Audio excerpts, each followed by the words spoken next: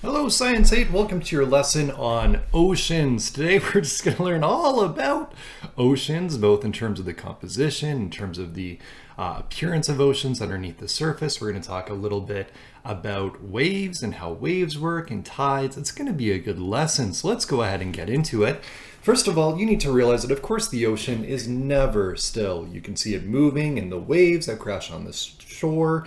Out on the open sea, sailors can see water moving like rivers, and that has to do with like the currents and stuff that occur in the ocean, which are just kind of really neat to learn about as well. All sorts of movement always happening. The ocean is a changing and dynamic place that we're going to learn more about today. So, first up, let's talk about the composition of the ocean. In 1,000 grams of seawater, so 1 kilogram of seawater, which would be pretty close to a liter, you actually have 35 grams of dissolved salts or solids. And the measurement of the amount of salts dissolved in a liquid is called salinity. So we talk about the salinity of the ocean. And of course, you know that you cannot drink ocean water because it actually will dehydrate you instead of hydrating you. And this has to do with osmosis that you learned about earlier on in the course, that when we actually have salt water, the concentration of water in that salt water is lower than it is in your cells. So it will actually effectively pull water out of you and out of your system instead of putting more water in because of the osmosis that would occur pulling water out of your cells. But salt water has an amazing, or ocean water has an amazing amount of dissolved solids in it. These salts come from rocks on land and are carried to the ocean by groundwater and rivers flowing over the rocks. Rivers from different areas of land will carry different salts to the seas, to the oceans, and then over time it all just kind of mixes and we get more and more of these dissolved solids or salts in there. It's kind of an interesting term we're going to talk about more about in grade 9. It's a type of compound salts, ionic compound specifically, so it's made of a metal and a non-metal, but an example of a salt is table salt, sodium chloride, and that's what we know of as salt. But there are different types of salts. Like for example, Epsom salts are magnesium chloride or magnesium sulfate. I'm forgetting which one. But that's another example of a salt. The 5 most common chemicals found in oceans are sodium, chloride, sulfates, magnesium, calcium, and potassium. So these are both what we would call positive or cations and negative ions. So like sodium is a positive ion. And no, you do not have to know this. Don't stress out as I go through this. I just actually need to get my pen going here. This would be a positive ion. Chloride is a negative ion. Sulfates are negative. Magnesium is positive. Calcium is positive, and potassium is a positive ion. And so they pair together. Like sodium can go with chloride. Sodium can go with sulfate. If we have sodium chloride, that's table salt. If we have magnesium chloride, right, or calcium chloride, all different kinds. So we have all these different ions that are floating around in the water. And this is kind of an example of the different compositions. So for example, 31% of the salts that are actually in ocean water is sodium. So that's what makes it taste salty, is the sodium ions that are in there. 55% is chloride ions, and so on. So because the oceans are always moving as a result, those salts are mixing together. So when you take a look at different parts of the ocean, you're going to find that it all contains somewhat similar substances because of that mixing, right? Because of the diffusion that's occurring of all those salts mixing together in the ocean over time. Volcanoes are also in the ocean and are constantly releasing or adding chemicals to the ocean. So lava and gases from volcanic eruptions add chlorine and sulfur containing compounds like the sulfates we talked about to the oceans as well. Let's talk a little bit about under the ocean what we'd see. We'd call this ocean topography. So essentially, what do we see in terms of like landforms underneath the ocean surface when we actually take a look at the ground underneath, if we can call it ground? So a few examples, we have ocean basins. Ocean basins are deep, wide depressions in Earth's surface that contain the ocean. So when we're taking a look at all of this, this is what we would call the ocean basin. The floor of the ocean basin is as varied and irregular as the land above the sea level. We have things like mountains and volcanoes there, and big, massive crevices and trenches and valleys, plains, ridges, just about any land feature that you could find above the ocean, you will also find below the ocean as well. So you're going to find this kind of stuff all over. So let's get into some specific ideas of what we could actually find in the ocean basin. Of course, these features are often much bigger in ocean basins, not bases, but basins, than they are on land, and they form mainly because of the movement of tectonic plates over time. The movement of tectonic plates can make some oceans expand and others shrink over time. So if two plates are moving apart, then that ocean is actually going to be expanding because there's water there that's going to fill it in. But if we actually have tectonic plates overlapping or colliding, then that ocean is going to get smaller over time. And this is happening constantly. Oceans are shrinking or expanding as tectonic plates move around. Ocean ridges run along the center of oceans. Ocean ridges are the youngest part of the ocean floor. These newly formed material pushes the tectonic plates further apart, and ocean ridges are more than 1,000 kilometers wide and like 1 to 3 kilometers tall. So if we take a look here at ocean ridges, you can see that we actually have, let's go to a different diagram. Let's go to this one. An ocean ridge right here. Okay, so this is where either kind of tectonic plates are moving apart or coming together, and we have an ocean ridge happening right in the middle. And that's where, tectonic plates are moving further apart, leaving that ridge. Where the edge of an ocean plate pushes against the edge of a continental plate, the ocean plate is forced under the continental plate, and narrow, steep-sided canyons form. These canyons are called trenches. So here we've got an ocean trench occurring as well. Between the ridges and trenches are wide, flat areas called abyssal plains.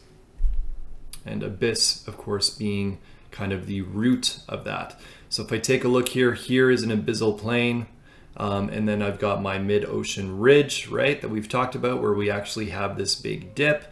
And here we have a trench, a rift valley, a continental slope, continental shelf, all kind of neat things. And a lot of these, or really all of them, have to do with our tectonic plates having movement. And then as a result, we have these different landforms, if we can call them landforms, under the ocean. So don't worry too much about the specific terms. What's important to realize is that we have all of these neat landforms underneath the ocean in the ocean basin. Ocean basins start many kilometers out at sea. The area between the coast and the edge of the basin is an underwater port of the continent called the continental slope or shelf.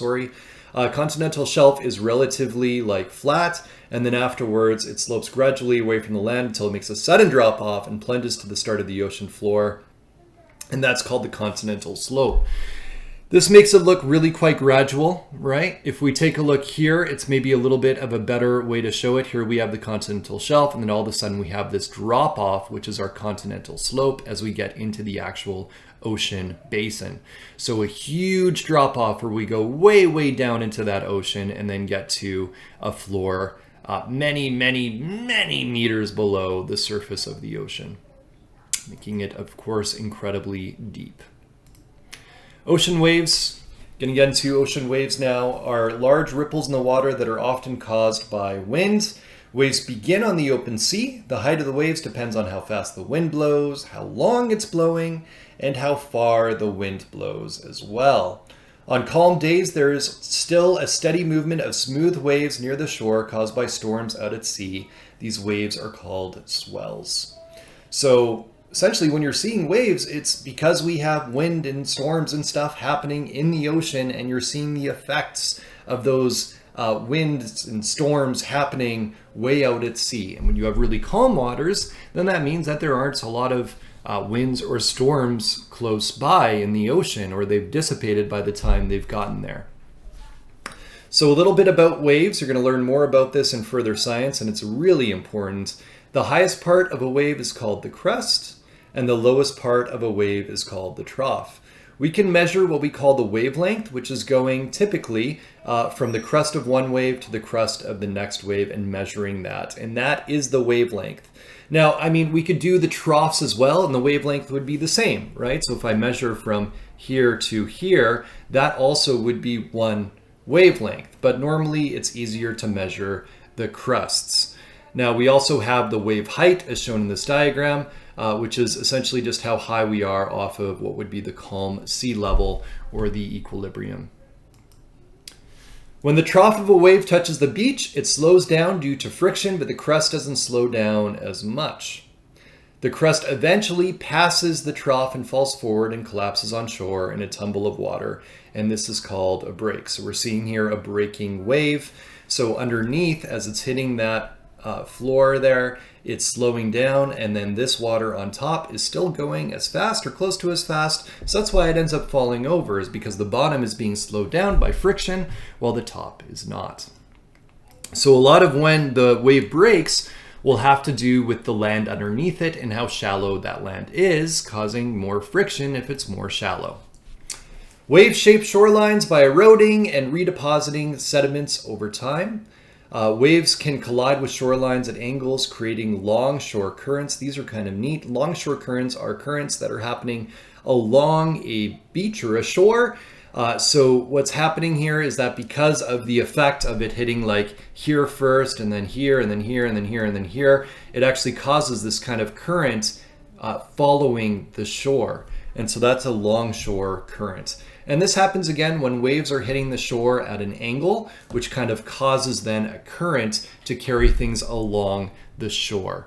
So that's why things can end up way down shore of where they might have been put into the ocean because of that longshore current depositing things. Where shorelines are steep, the eroding rock fragments are washed out to sea, so the shoreline is bare rock. Where the shoreline has a gentler slope and calmer water, the eroded rock fragments settle and build up to form beaches. Beaches are made of grains of sand, pebbles, and small boulders, which just builds up over time. It's deposition that occurs from the ocean as stuff breaks down from the wave action, and then it gets deposited. Beaches are covered and uncovered by the slow rise and fall of the ocean. The sea's regular daily cycles of water highs and lows are called, of course, tides. So let's talk a little bit about how tides work, because they're really fascinating, and how that fits in with the moon. So tides are greatly affected by the moon. There are 2 high tides and 2 low tides each day as the Earth makes a complete rotation on its axis. So as the Earth goes through a full day and a full night, we have 2 high tides that occur and 2 low tides. And this has to do with the Earth's position in that specific part of Earth relative to the moon. So the oceans on the side of the Earth facing the moon bulge due to the gravitational pull of the moon. So the water is pulled a little bit by the moon's gravitational field, because everything that has mass, okay, will have a gravitational field. So it will pull things towards it. So the moon is pulling the water towards it, which allows for larger waves. Now at the same time, if you look at the troughs of the other side of the Earth, they're also pulled towards the moon, which also causes larger waves. So as long as the moon is essentially like lined up with that part of the Earth, you can think of it as almost like the surface of the ocean is perpendicular to the moon, and I'll have a diagram in a second here, then we're going to have high tides occurring. So at the same time, the moon pulls on the Earth harder than it pulls on the ocean on the opposite side of the Earth, causing a bulge on that side of the Earth too. So here we have the moon, and then here, right, the water is pulled towards the moon, which results in a high tide. And we actually see that the water depth has gone up in this location as opposed to where there's a low tide, because of the fact that, again, the moon is pulling towards it. And the same thing is happening on the opposite side of the Earth as well. So because this surface is perpendicular to the gravitational field of the moon, we end up having then high tide at that location. At these locations, like here and here and here and so on, because that surface is not perpendicular to the moon, we're not going to have high tide at those locations. Instead, they're going to be going through low tide. So the high tides pull the water away from the oceans on the remaining sides of the Earth, and they will have low tide, as you're seeing. Because the Earth makes one complete rotation on its axis every day, high and low tides are experienced twice daily. So if we take a look at this location right here that I have marked, in a quarter of a turn, so like 6 hours, then that's going to be going through high tide, right? So at that time, we're going to have that instead going through a high tide cycle, because at that point, that part of the Earth is going to be perpendicular. Okay, spring tides is the largest tidal movements. Moon and sun are aligned at that time. So then we're getting both the gravitational field of both the moon and the sun at the same time. While with neap tides, the smallest tidal movements occur because the moon and sun are at right angles to each other. So in other words, they're kind of not aligned for their gravitational fields. So although the sun or the moon is pulling here, and when it goes around, it's, here. At this location, what's happening is the sun is also pulling, so it's not going to be as big of a high tide because the water is also being pulled here. So the highest tides, the spring tides, occur when both the moon and the sun are aligned, and the gravitational fields from both are then actually pulling on the ocean surface here, resulting in the most water, the highest tides at that time.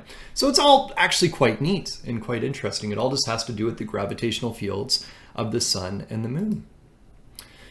Currents of water at the ocean surface are driven by winds. It is the movement of water in one direction in the ocean. It connects one place with another. It's almost like you have a river in the ocean. Three factors that determine the direction of wind and surface currents are uneven heating of the Earth's atmosphere. So in areas that are hotter, right, you're going to have hotter water that then is less dense and is floating towards the surface, and then will move to where cooler water is actually sinking down because it's more dense. So this ties into density that you learned about in our fluids unit. The colder the water, the more dense it is, and then it's sinking. And then what's going to happen is hotter water is going to rush in to take its space. It also has to do with rotation of the Earth because the Earth is moving, and then also continents because, of course, the ocean cannot go through the continents, so it's going to move around the continents, and that affects the currents as well because there's a solid surface there that it cannot go through. So this is kind of neat, showing currents going around. This is, what do you call this? Anyways, this kind of ocean conveyor belt bringing around hot and cold water through the ocean. So you have water that's heating up here and then moving. I'm going in the wrong direction. So heating up as it goes through the equator and hot areas. And then it kind of goes in different directions, but goes here and starts cooling down as it reaches the North Pole. As it cools down, then it's going to sink, and then we have an undercurrent that's going, and then it starts heating up again as it reaches the equator and goes through the ocean and so on. And this is actually a way that heat gets distributed throughout the planet, right? From this kind of like ocean conveyor belt bringing around heat and cold water, which helps to moderate our temperatures. And this all just, again, has to do with density and temperature and everything else. So you can see here that where it's blue, this is deep current. And as a result, it's cold, so it's underneath the ocean surface. When we have the hot, then that's actually going to be instead at the surface of the ocean because of the fact that it has less density. It's not as dense there because of the fact that it's warm. Almost all the heat in the ocean comes from the sun, right? From it being absorbed over time. Winds and waves mix the heat evenly, forming a mixed layer. The area of rapid temperature drop is called the thermocline. After the thermocline, water is very cold, and at the ocean floor, the temperature is close to the freezing point. And typically, water is the most dense at 4 degrees Celsius, so very close to 0 degrees Celsius. Water has an incredibly high heat capacity, which you're going to learn about more in future grades, but all that it means is that it takes a lot of energy to heat up water. It also takes or loses a lot of energy when water cools down. Water is very good at holding heat. So that actually helps to regulate our temperatures around the world, because water acts as kind of like this heat sink, that it absorbs heat and it releases heat in order to keep temperatures relatively similar all the time. So it takes a long time to heat up and a long time to cool down. Large bodies of water act as heat reservoirs in the winter, and they stay warmer than the land it is beside, and actually heat up that land in that area. That's why in ocean kind of cities, you have a lot more of a moderate climate than you do away from the ocean, because of the fact that that ocean is kind of like this heat sink that releases hot or heat, I shouldn't say hot, but releases heat in the winter, and it actually absorbs heat in the summer, keeping the temperature more moderate, more in between. The temperature difference between the land and the water affects water or weather systems as well. Okay, and that's it. That's the whole lesson about oceans and what you need to know. So what we went through today is quite a bit. We talked about the fact that ocean contains a lot of salts and its salinity. We talked about what the salinity or the salts are in the ocean. We talked quite a bit about the surface underneath the ocean and what that looks like and what it's caused by in terms of plates moving. And then we went into, of course, waves and talking about waves and tides and how that works, which I think is the most fascinating thing. And finally ending in ocean currents. Well, that's it for today. Have a good rest of your day.